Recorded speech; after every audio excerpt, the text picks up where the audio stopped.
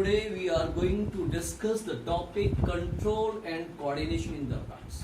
Earlier we have discussed how there is a control and coordination in the animals, and they have the system like nervous system as well as the endocrine system.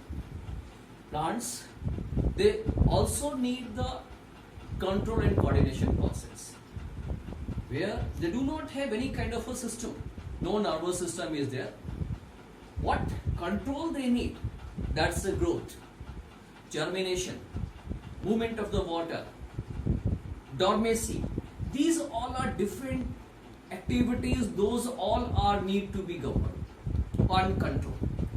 These processes, they all are controlled and governed by the hormones secreted in the plants. These hormones are known as the plant hormones. They are found in various parts of the plant. Plant has 5 kinds of hormones, and these hormones are: 1, auxin, second one is gibberellin, third one is cytokinin,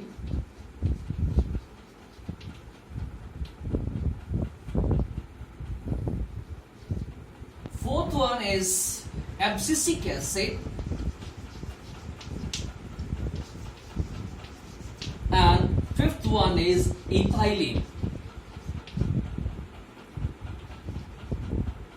I am repeating it. There are 5 hormones: auxin, gibberellin, cytokinin, abscisic acid, and ethylene. Out of these first 3, they are the growth promoter. That means they promote the growth.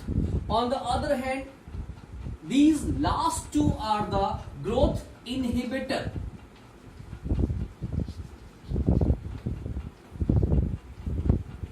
That means they check the growth of the plants.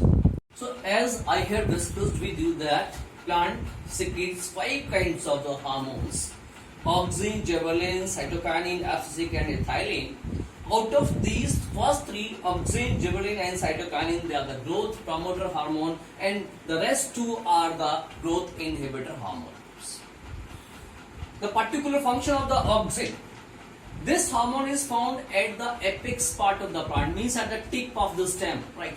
And it helps the cell elongation as well as the cell differentiation. The size of the cell increases because of this only, as well as it promotes the different types of tissues, different types of cells. That is a differentiation, means flowering hai, branching hai, budding hai. It is then because of this only, that is cell differentiation. Then we have another hormone, gibberellin. It is also found just below the auxin. जहाँ पे auxin मिलता है उसके ठीक नीचे ही ये वाला भी हार्मोन मिलता है, and it also did the same function. It's a function of same. There's a cell enlargement as well as a cell differentiation. Apart from this, it breaks the dormancy of the seeds and the buds. After a long time, if the plant is not germinating, that means the buds are in the rest condition, seeds are in the rest condition of the dormancy situations, then this hormones activates them so that seed starts to germinate or bud starts to develop. This is a function of gibberellin. Then we had cytokinin hormone. Cytokinin, it promotes the cell division. It promotes the cell division as well as it delays the aging of the leaf and the plants.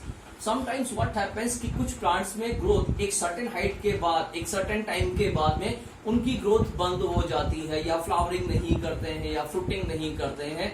So this is the hormone which promotes them. उनकी aging को control करता है. ठीक है? ये stomata के opening और closing को भी गवर्न करता है. Next hormone, 2 hormones are there, abscisic acid and ethylene. Abscisic acid, this hormone is a growth inhibitor hormone. It controls, checks the growth of the plants.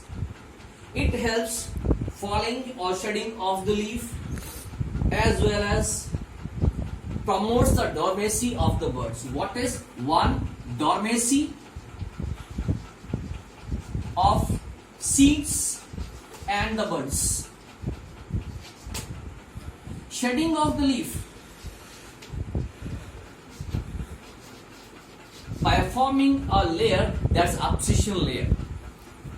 Then we have another hormone, that is the ethylene hormone. It is found in the gaseous state. It helps to check the growth of the plants as well as it helps in the ripening of the fruit. Here I have forgot one more thing to explain you. The gibberellin, it also helps in the process parthenocarpy.